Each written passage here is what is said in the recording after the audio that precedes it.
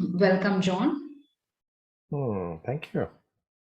We are ready to begin, and it's a privilege to be in John's presence, to be in your presence, John.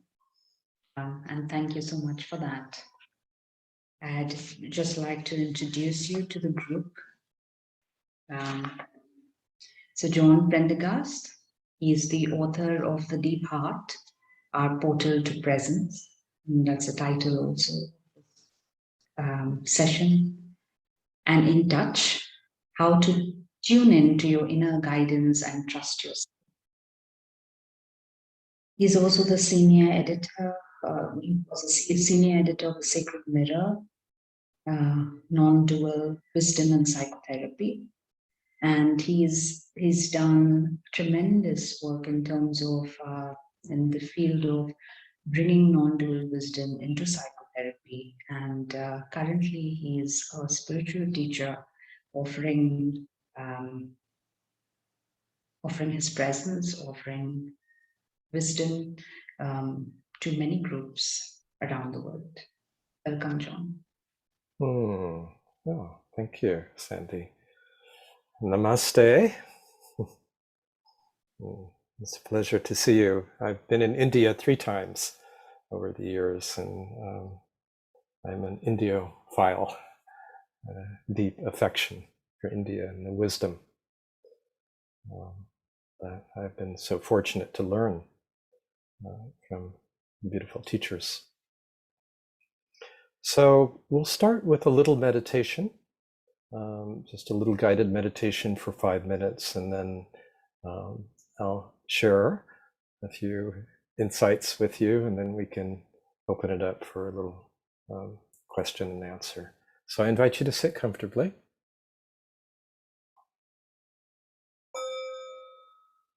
My little bell is against something else here.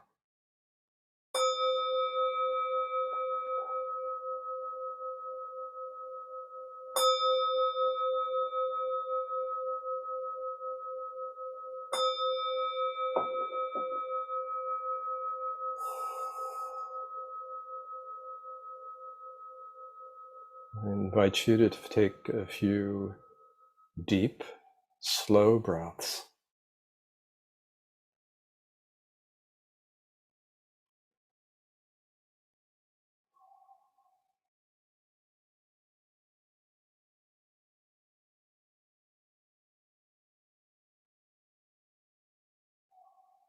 To let your attention settle down and in to the core of your body.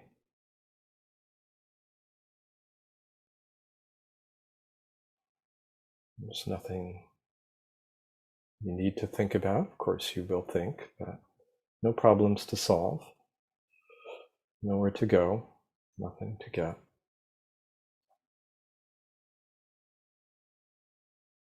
So, permission for ordinary mind to relax.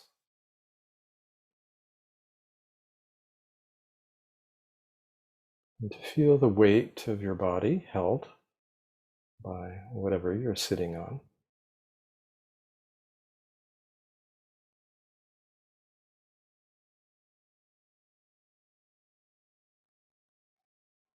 And to let yourself land in this timeless moment, just as you are.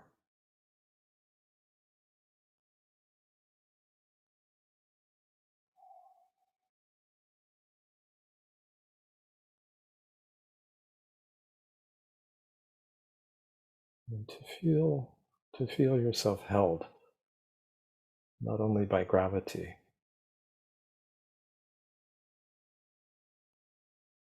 but by a field of loving awareness.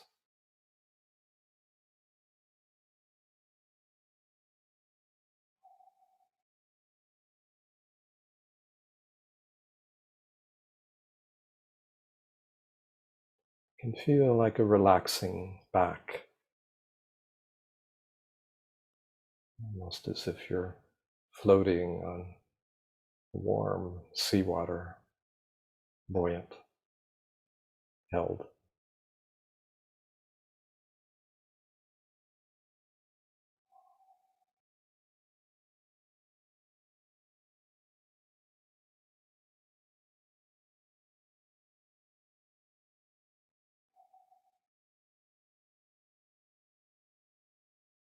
And then letting your attention gently center in the heart area, in the center of your chest.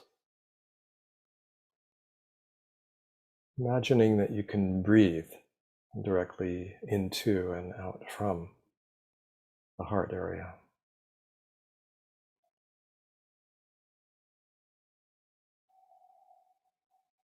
And each breath allows your attention to deepen into the heart. It's a falling back.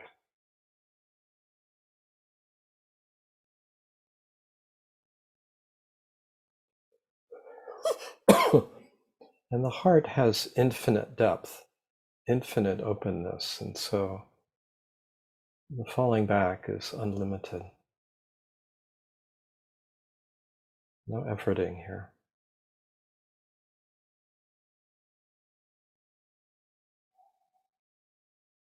The heart area is a portal to a much greater space of loving awareness.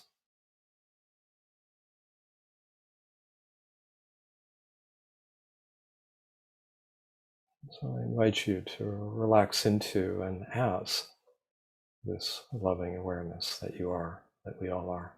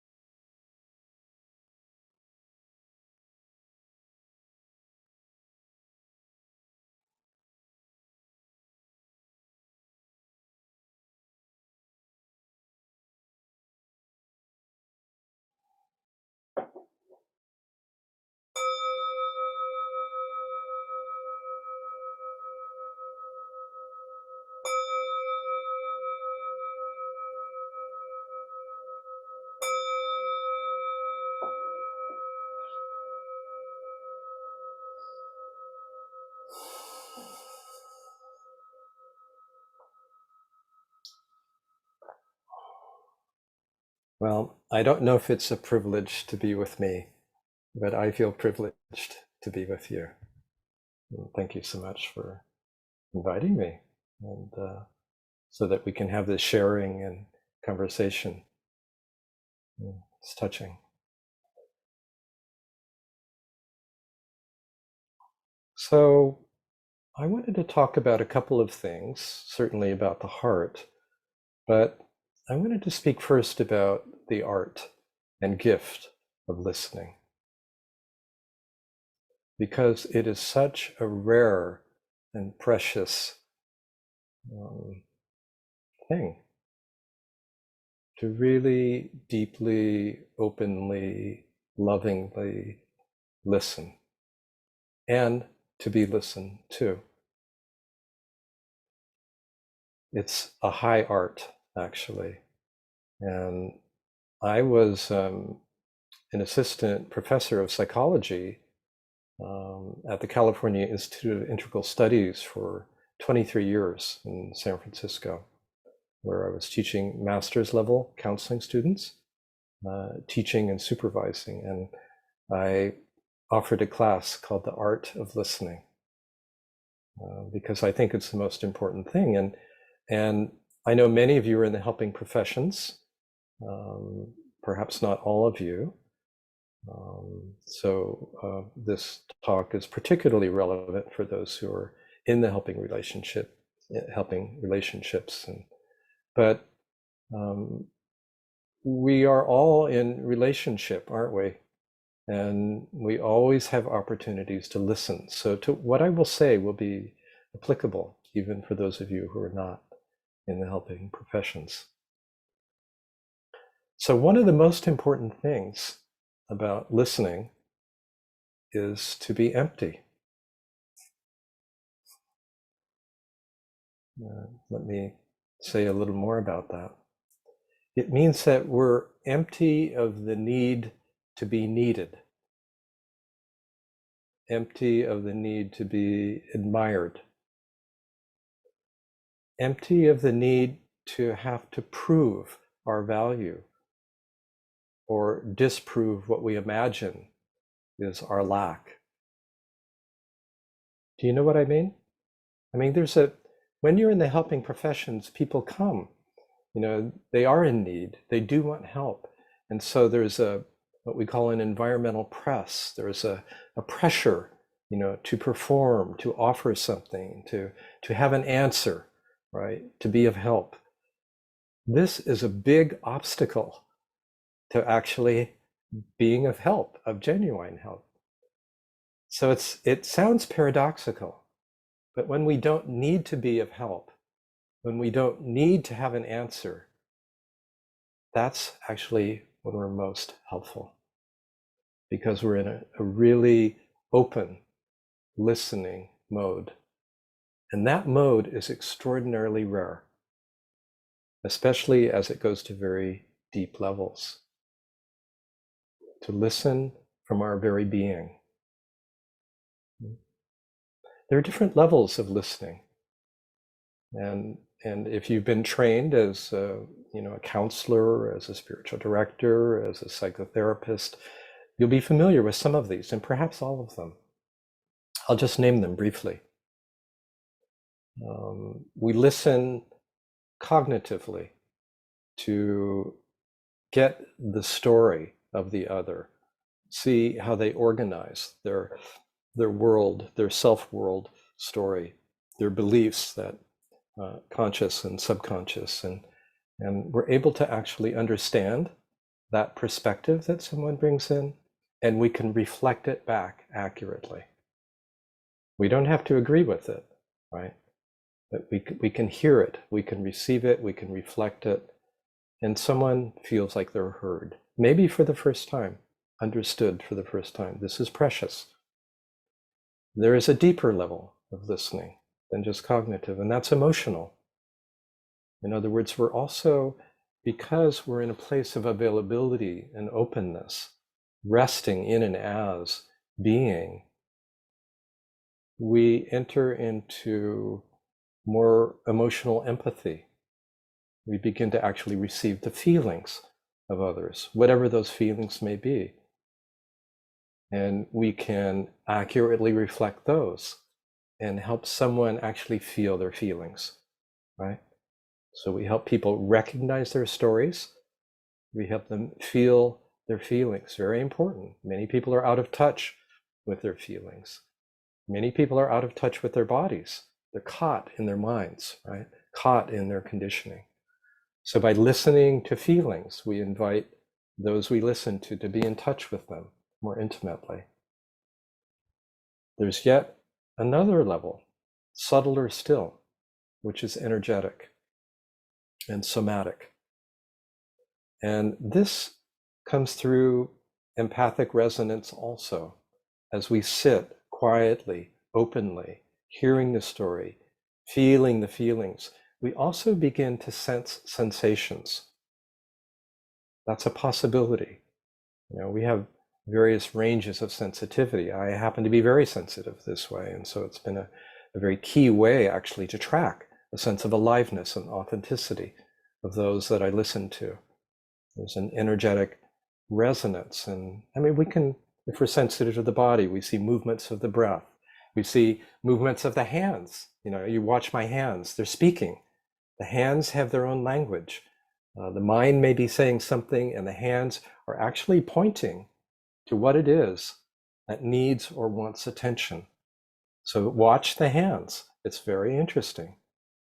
They may go to the throat or to the heart, or I'll tip my screen. They may go down to the solar plexus or the lower belly. And what that means is energetically, this is what's wanting to open, right? So even if we don't sense directly, we can actually watch breath and hand movements, and it gives us a clue really of where attention is wanting to move and what's wanting to open. And there is a deeper level still, and that is a level of being. That's our essential nature. Prior to our thinking, prior to our feeling, prior to our sensing, either physical or subtle body sensing, is awareness itself, loving awareness, beingness that we share, that we all share. It's not, this is where we go into something that's universal and often unconscious. And as we know this domain within ourselves, the domain of being, the domain of awareness itself, of loving awareness, then very spontaneously and naturally, we invite this into the relationship, sometimes wordlessly. People just feel at ease. They feel like they're accepted and loved as they are. They don't feel any pressure to change or fix or be different. This is the optimal field for transformation. And of course, I'm speaking of presence here. Conscious, loving awareness. When we feel met with this quality of multidimensional listening, there's a deep relaxation. We've all experienced this, haven't we? Right? When you're with someone who's just really present, really listening, it's like this, there's an upwelling. We begin to open up. We begin to relax. There's a softening, there's an opening. And the transformative process, the healing process then is allowed to come out. So this is a very important principle in my work with people. I just recently retired as a psychotherapist, but again and again, I would invite my clients to rest in and as awareness first, and then welcome whatever it is that's needing attention.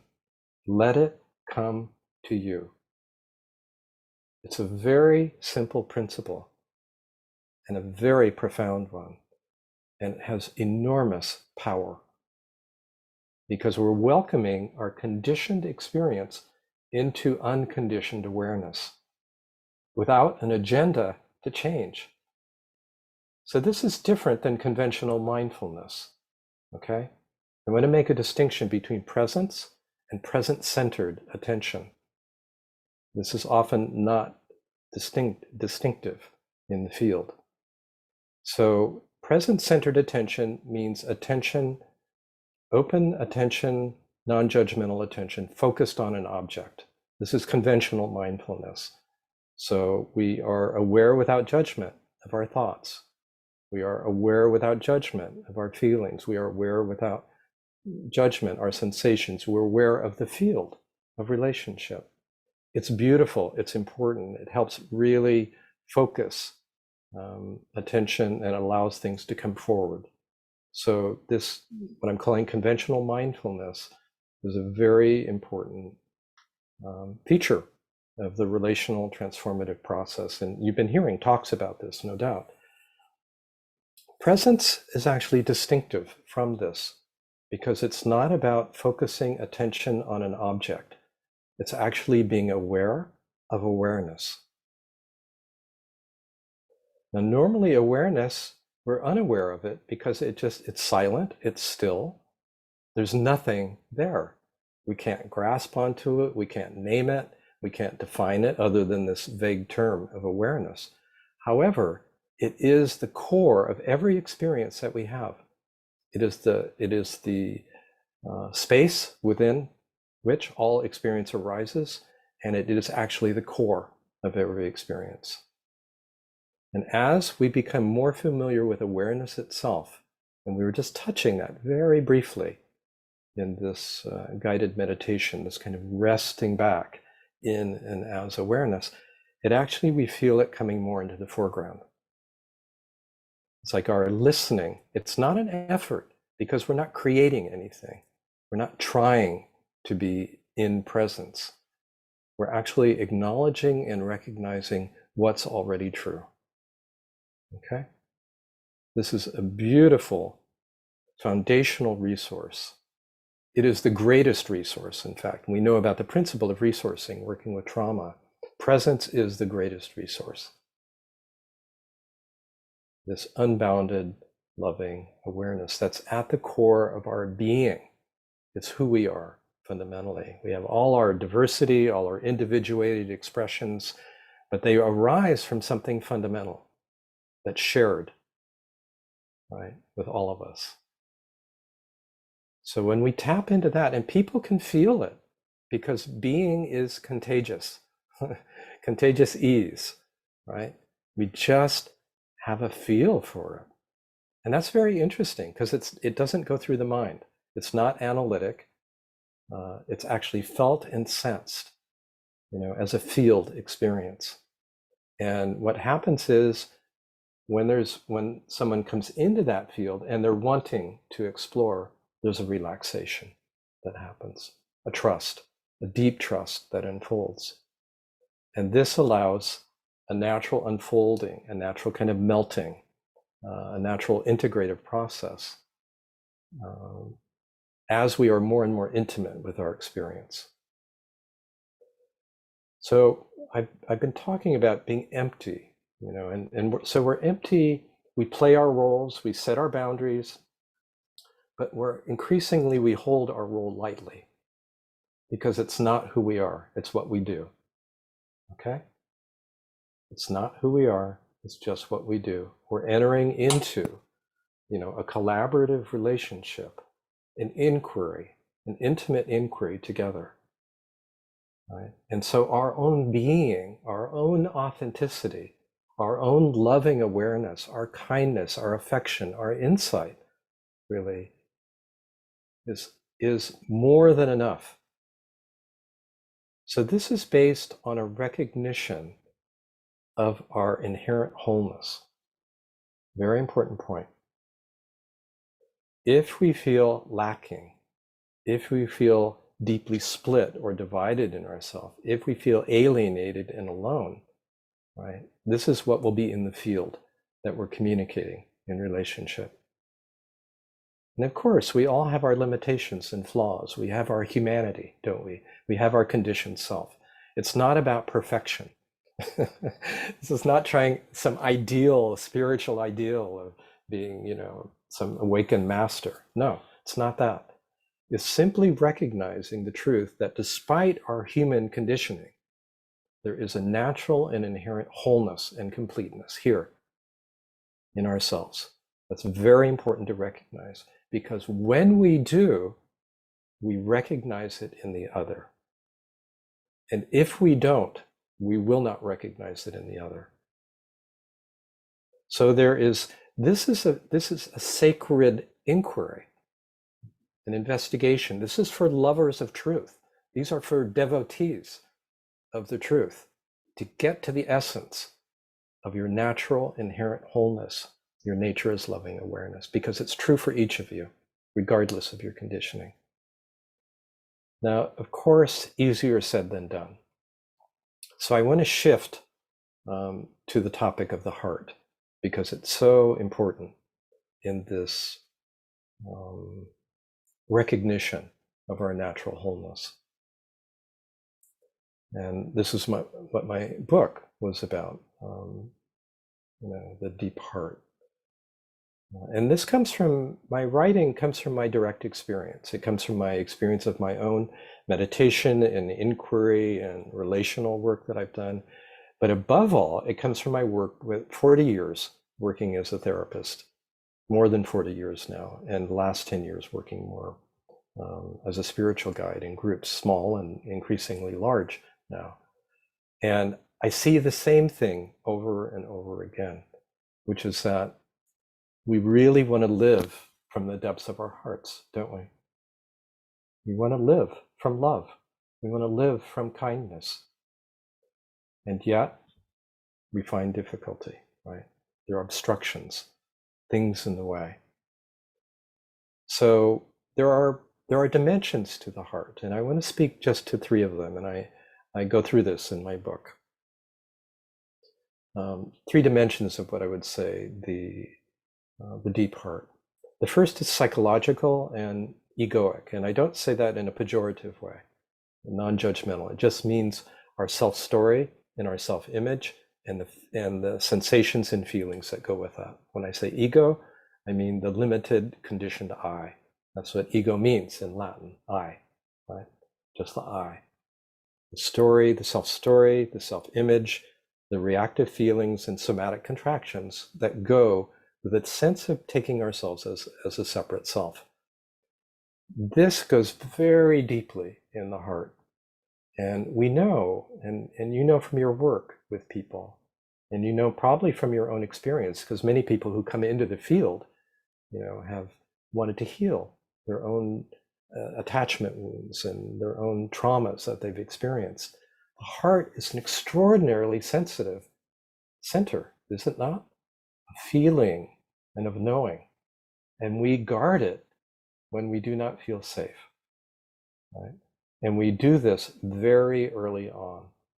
If we do not feel seen, if we do not feel heard, if we do not feel held, if we do not feel met, this beautiful sensitivity, this combination of feeling and knowing and sensing begins to close down. We do not feel welcome as we are. And so suddenly or gradually, we start shutting down our sensitivity in order to adapt, in order to be safe, and in order to be liked and loved, and not to be disliked and unloved, right? In order not to be abandoned, in order not to be attacked, in order not to be invaded, right? We learn to defend ourselves. And in so doing, we lose our innocence and we leave home. We are, in a way, forced to abandon ourselves in order to adapt to our psychological familial environment. And it gets covered over. And so the heart becomes a very uncomfortable place to be, right? And yet, until we begin to really deeply inquire into the heart, we act out our patterns in relationship and in our work, and we suffer, and we share our suffering. We transmit our suffering to others. So at some point, either because of our love of truth or our suffering, our attention starts to turn inward, and we want to become more intimate with ourselves. And that often requires re-experiencing why we left our hearts, right? Why we closed them. And we're getting into, younger parts of ourselves, into our childhood, right? Into our trauma, into, all the attachment material, because we didn't feel bonded and safe. And that's a very deep and important process. And so a lot of depth psychology works here. And it's beautiful work, it's important work, work that perhaps many of you are engaged in or will engage in, to be in touch, with our tenderness, with our vulnerability, right? And to welcome out of the shadows these parts that have been compartmentalized, that have been suppressed, that have been pushed away, and to embrace them. This is beautiful, important work, the parts work and the inner child work. There is a deeper level of work still, and this is generally not acknowledged in the field of psychology. And that next level of work, there are some who do, and we see this more with Jungian work or soul work. And sometimes that takes many different forms, not just in therapy, of course. We can, in spiritual practice and medicine journeys and shamanic work, this deeper soul level is evoked. And this is like on the edge of the individual and the universal. It's like a very deep quality that is individual, like a prism. We refract the light of awareness in a very unique way. And it comes with special ways of being and special gifts that we have to share. And we may, through visions or dreams or just intuition, have a sense, oh, this is my life's work. This is my gift to offer others. And it comes from a deep place, and it's deeply fulfilling when it's shared. So this is the soul level. And when we meet on this soul level, there's such intimacy. We just feel such profound intimacy. And as human beings, it's actually the most intimate in terms of our individual meeting. It's very precious, very beautiful. And of course, a lot of romantic love is, about our meeting our soulmate. Well, look in the mirror and you will see your true soulmate. Right? But we do connect. We are able to connect on this level. And when we do, it's beautiful. It could be with family, it could be with friends, it can be with lovers, it could be with a teacher or a student. Doesn't matter. But it's a very profound level. I feel when we go away for years and we meet, it's like we're right there, right? We know each other in a deep and intimate way. There is yet a deeper level. Okay. And so we've spoken of an egoic level, of soul level, and then a universal level of the heart. And it's interesting because I've noticed, and I notice it's just, I take no credit for it, but I have an energetic sensitivity, so I can feel as attention drops deeper and deeper into the heart area, from these more personal child levels to a soul level. It's like it keeps going back. It's as if the heart is a portal. It's an opening, right? The heart space, the heart chakra. When we get to this universal level, it's as if the back of the heart opens and we feel a great loving awareness. We feel held and we tap into something that's not a thing. Language is limited here, that we feel holds everything with compassion, great compassion. This is where the archetype of the Great Mother is often spoken of. She who holds everything.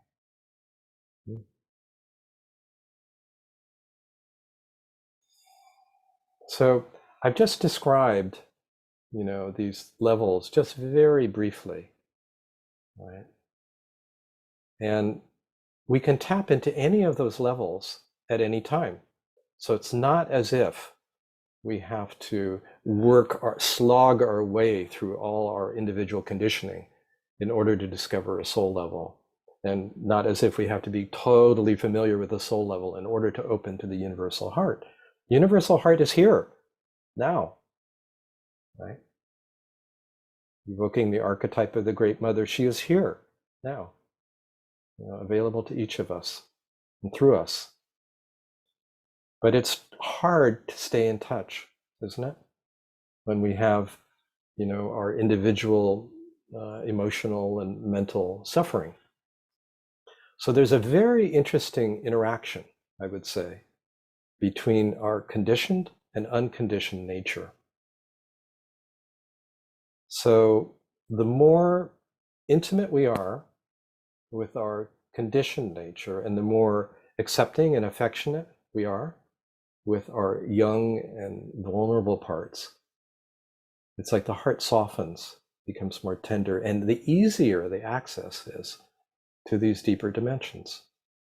Similarly, the more we're in touch with these deeper dimensions and the sense of presence, the more we can embrace our conditioned self. Right? Because the conditioned mind, cannot love unconditionally. That's just not the nature of the mind, right? No matter how well educated, no matter how well trained to be mindful and non-judgmental, have you noticed? The mind is still hoping, I'll accept this if it changes, right? It's like, I will accept the guest, and there's the back door, you know, and if you pass through as quickly as possible, that would be great, right? This is what the mind does. It's just the nature of the mind. Mind is always conditional. Mind is always, trying to know in order to control, in order to be safe. Pattern recognition and envisioning possibilities. This is the domain of the mind. So we don't expect the mind to do something that it can't. But the beauty is that this which we are, this loving awareness, actually has this capacity to love unconditionally. We don't have to try to be unconditionally loving. We can simply ask, and you can ask yourself now, is there something in me right now that is unconditionally loving? And just be quiet. Don't think. And just notice what happens.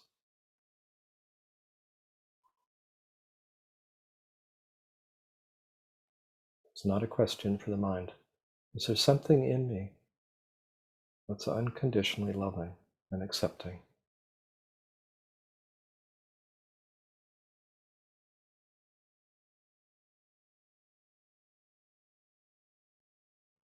And what's interesting in this inquiry is the response. There's not really an answer like yes, that's more the domain of the mind, more a verbal response. Very often in this inquiry, in this like willing to drop in an essential question like this, really because you're asking, what is my true nature? Something wells up from within. It may come as an image or a poetic word, metaphor. It may come as a sensation, just as a kind of subtle radiance or feeling of presence. The more in touch we are with our bodies and our feelings and our minds, the more open we are to this.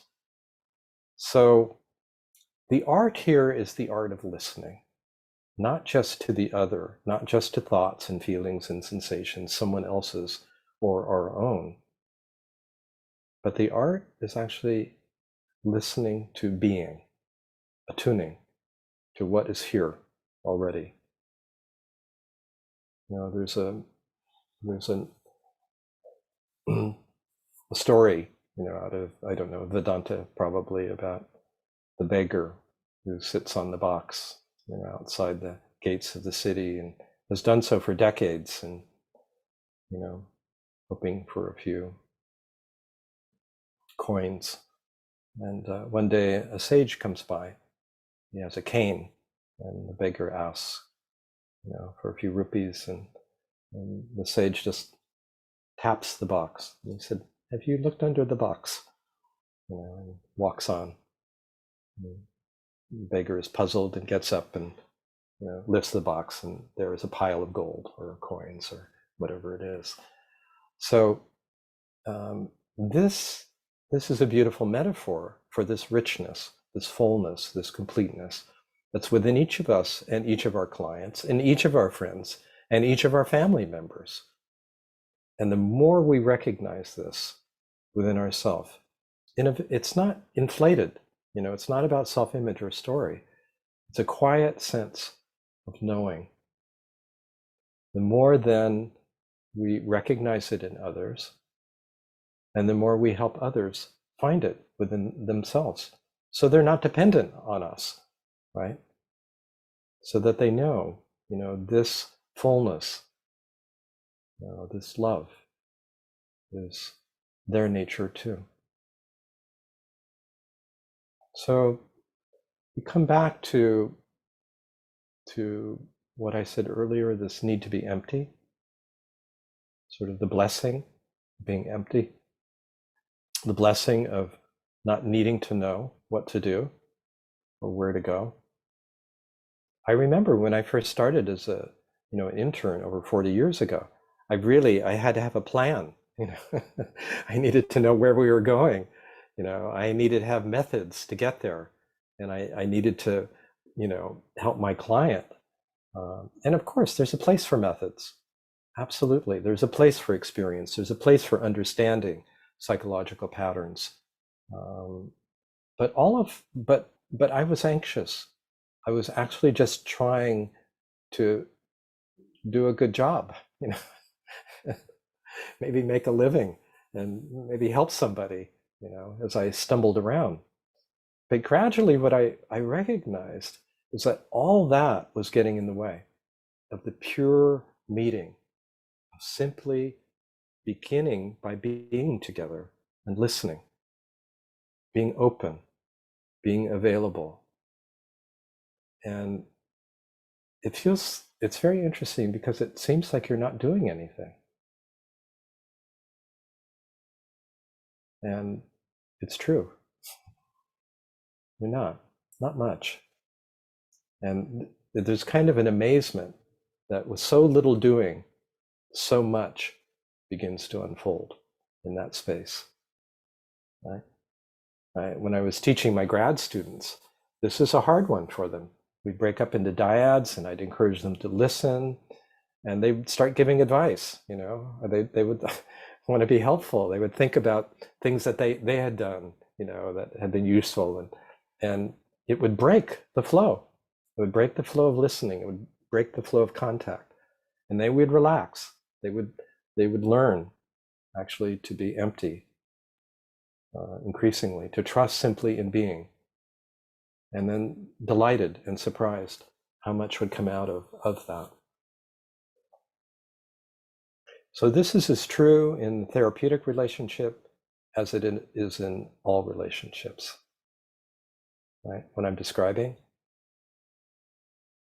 it's true in all our relationships. It's true with our partners, our family members, our friends, you know, the store clerk, right?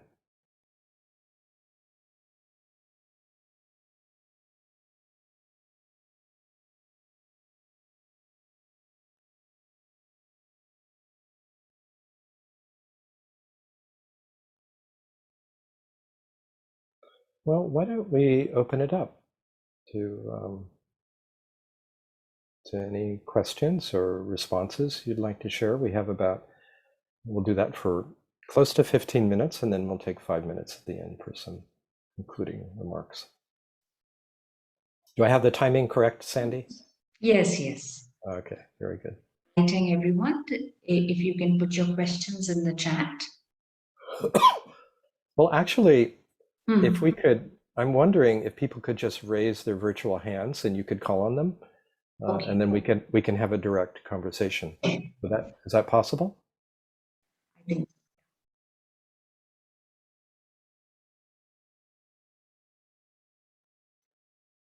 Maybe I'm not sure everyone knows how to raise their virtual hands, though. I'm not sure I know. Do you know, Sandy? Oh, yeah. So there are some raised hands already. Okay, great. I think I will shift it to gallery view. So yeah, it's more visible now. Okay. So Samir, you want to go ahead? You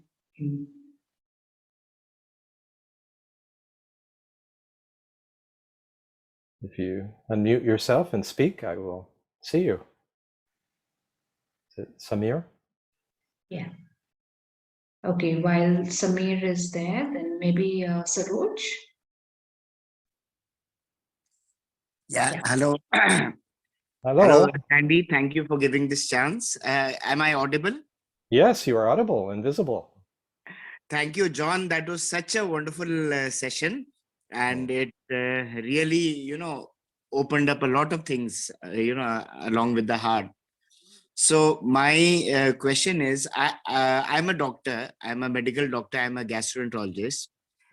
And while this whole idea was so appealing to be as a presence and be empty of the need to uh, be of help, but when patients come to me or come to us, they often they expect something from us, and of course I know that we have to do whatever has to be done, but I would just like your views on how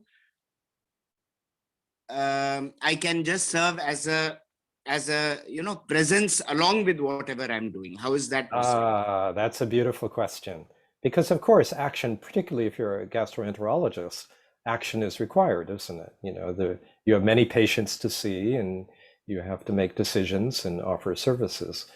So that's a subtle and interesting question, right? Like, as we act, and as we speak, we remember who we are. Okay.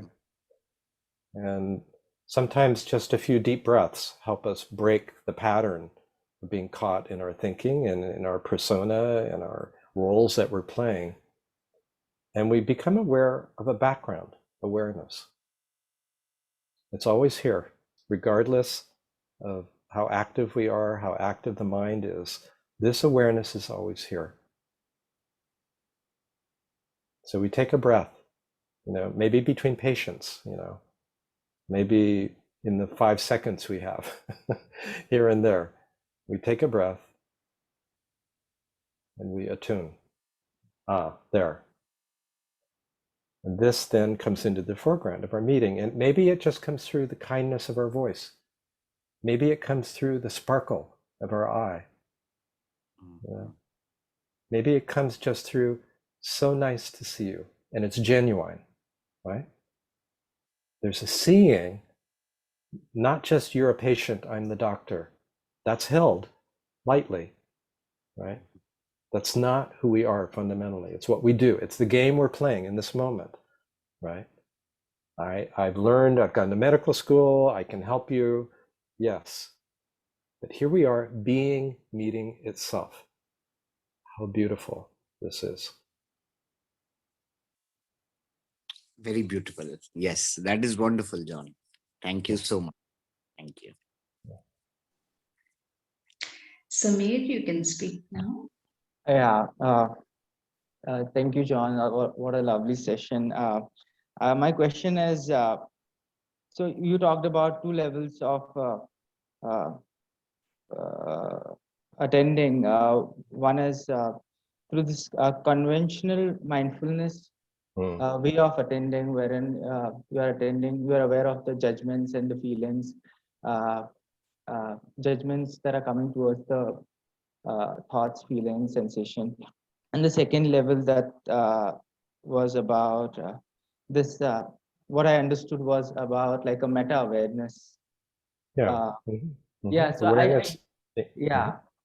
So I didn't like, I would like more clarity on how to get to that meta awareness, because the first level is quite easy, but how do you get to that meta? Okay. Yeah, this is a very important question, and it's subtle, and it actually took me quite a while to recognize this. So if you're lucky, you already know it, or you have a sense of this, and otherwise it may take a little bit of investigation and attunement for this. But it's a beautiful question.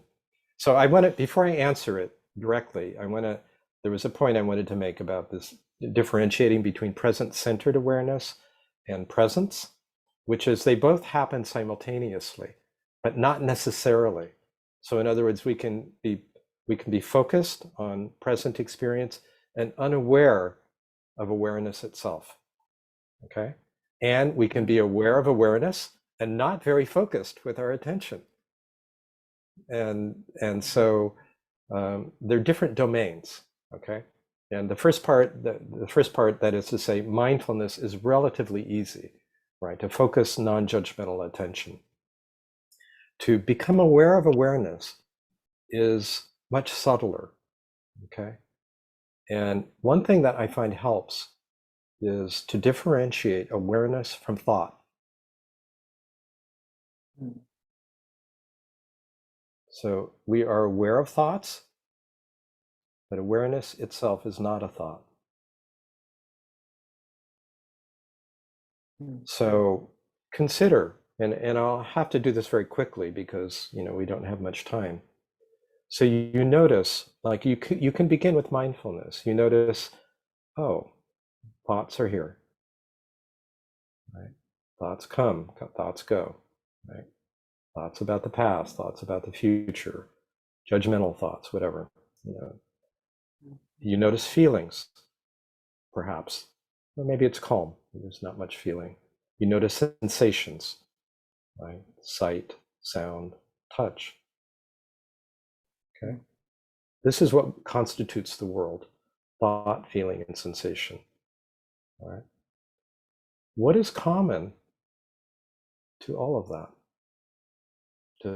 To thought, feeling, and sensation? We are aware. Right? Existence itself, beingness, is prior to thought, feeling, and sensation. So what's a little tricky is that it's not an object. It's not a thing. So it doesn't have a defined boundary or quality or substance to it.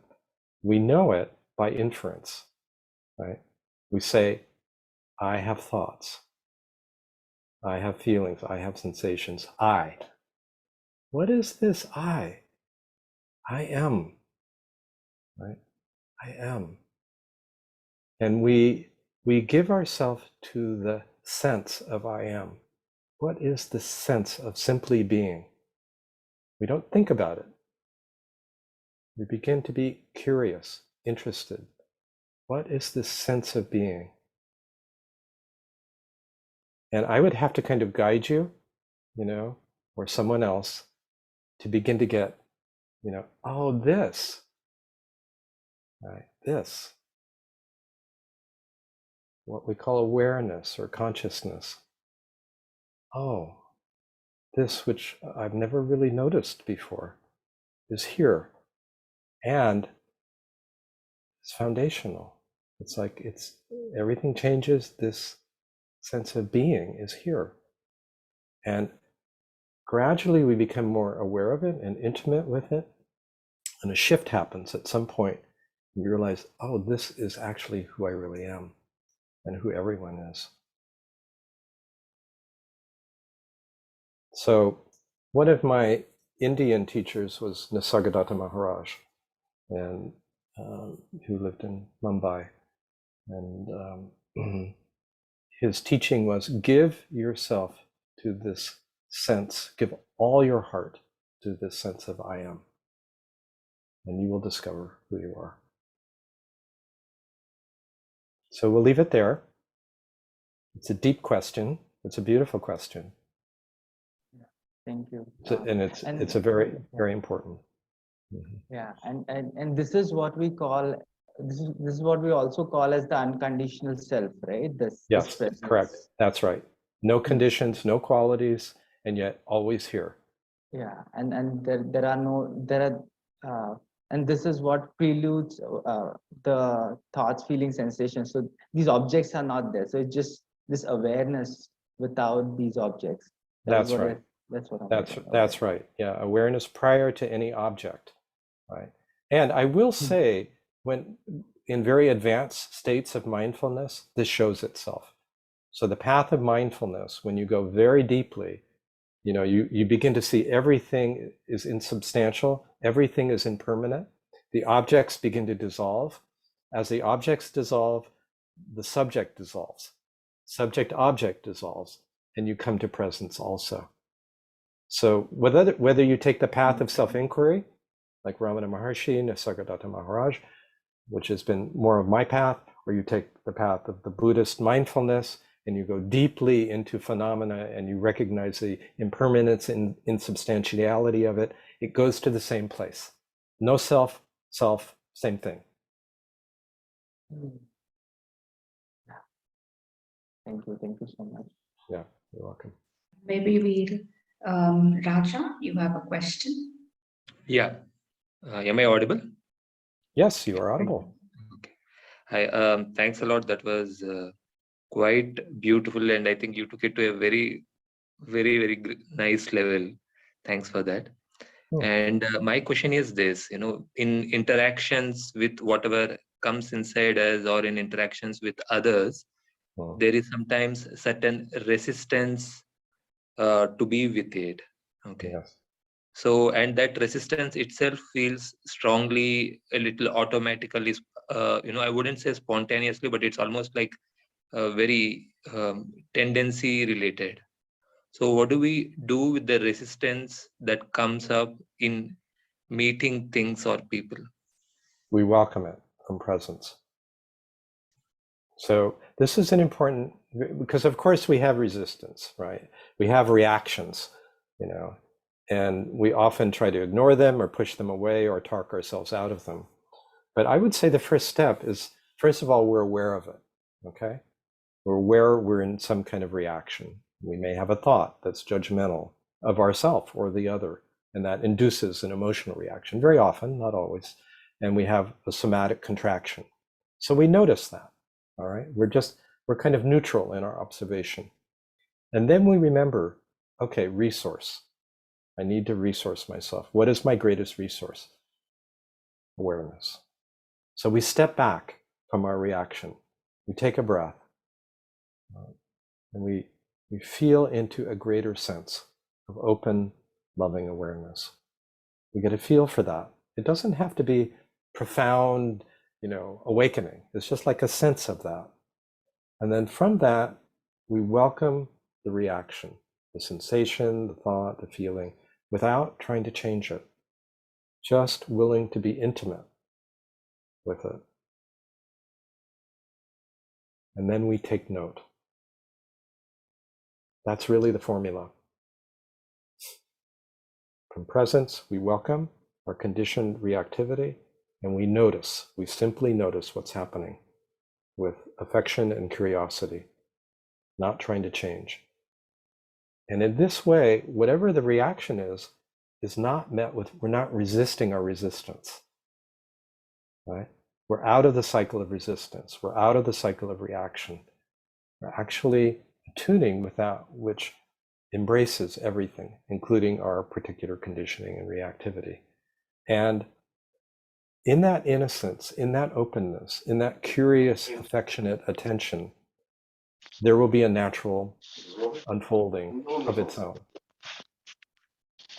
সেবা কাজ করছে Okay. সেবা So কাজ I- করে চলে গেল তুমি ঘুম থেকে উঠলে Can we just Thank you, John. You're very welcome. yes. So I see we're coming to the end now. So there is a request that, and I think that would be, and like instead of having some concluding remarks, maybe the conclusion of this can be silence. Yeah, that would be beautiful. Let's do that. So I invite you to sit comfortably, take a few breaths, and forget everything I said.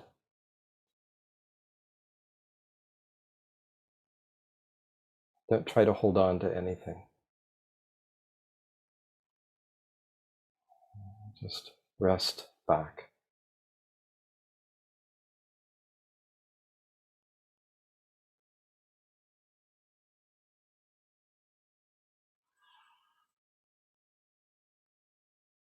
And just notice the impact of being together today, very innocently.